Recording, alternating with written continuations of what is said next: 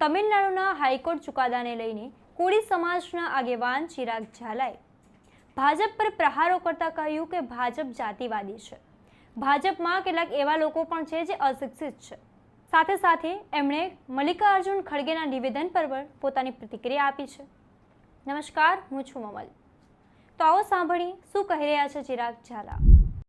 તમિલનાડુના મદુરાઈમાં જે ઘટના હતી તેમાં કોર્ટનો જે ચુકાદો આવ્યો તે બાબતે આપણે ચર્ચા કરીએ।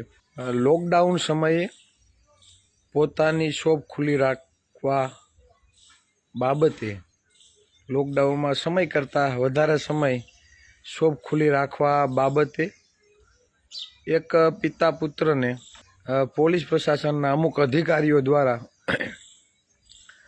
તેને કસ્ટડીમાં કપડાં કાઢી અને એટલી હદે તેના ઉપર ક્રૂર અત્યાચાર કરવામાં આવ્યો કે બંને પિતા પુત્રનું કસ્ટડીમાં જ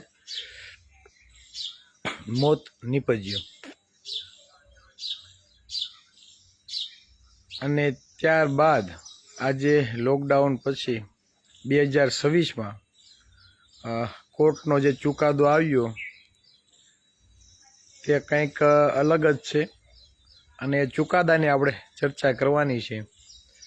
કસ્ટડીમાં જે પિતા પુત્રને ઢોર માર મારવામાં આવ્યો જે અધિકારીઓ દ્વારા, એમાં એક પીઆઈ, પીએસઆઈ અને બીજા પોલીસ કોન્સ્ટેબલો કુલ 9 જણાને ફાંસીની સજા આપવામાં આવી। 9 જણાને ફાંસીની સજા આપવામાં આવી કેમ કે કાયદો બધા માટે સમાન। ભવિષ્યમાં કોઈ પણ પોલીસ કર્મી કાયદા વિરુદ્ધ ના જાય, કાયદાનો દુરુપયોગ ન કરે, કાયદામાં રહી અને અન્ય કર્મચારીઓને સબક મળે તે બાબતે તમિલનાડુમાં કોર્ટે 9 વ્યક્તિને ફાંસીની સજા આપવી। એટલે મતલબ એ કે તમે કદાચ પોલીસની વર્દી પહેરી હોય, હાથમાં લાકડી હોય, પણ કાયદો બધા માટે સમાન।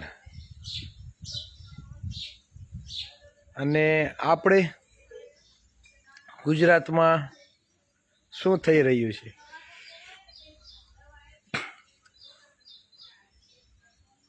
પોલીસના ઉચ્ચ અધિકારીઓ દ્વારા ટોળું કાબુ કરવા માટે ખુલ્લેઆમ પોલીસના કર્મચારીઓ પથ્થરમારો કરે છે। પોલીસના કર્મચારીઓ નિર્દોષ લોકોને ઘરમાં જઈને ધોકા મારે છે, હાથમાં ફ્રેક્ચરો કરે છે, 307 જેવા ગંભીર ગુના દાખલ કરવામાં આવે છે। છતાં પણ એ પોલીસ કર્મીઓનું આપણે કંઈ બગાડી શકતા નથી।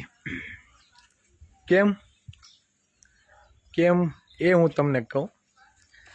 કોંગ્રેસના અધ્યક્ષ ખડગે સાહેબના નિવેદનથી જે ભૂચાલ આવી છે, ત્યારબાદ ભાજપના ગુજરાત અધ્યક્ષ વિશ્વકર્માજીએ પણ જે નિવેદન આપ્યું છે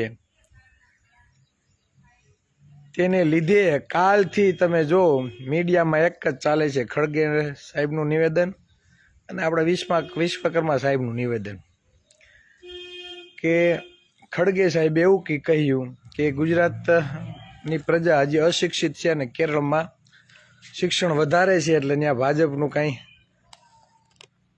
ઓયલું નથી એમ।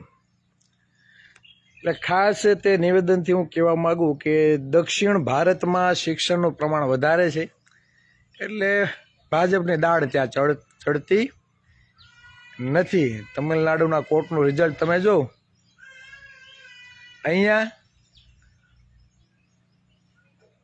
ભાજપમાં જ સત્તા પક્ષમાં એવા લોકો બેઠા છે જે અશિક્ષિત પણ છે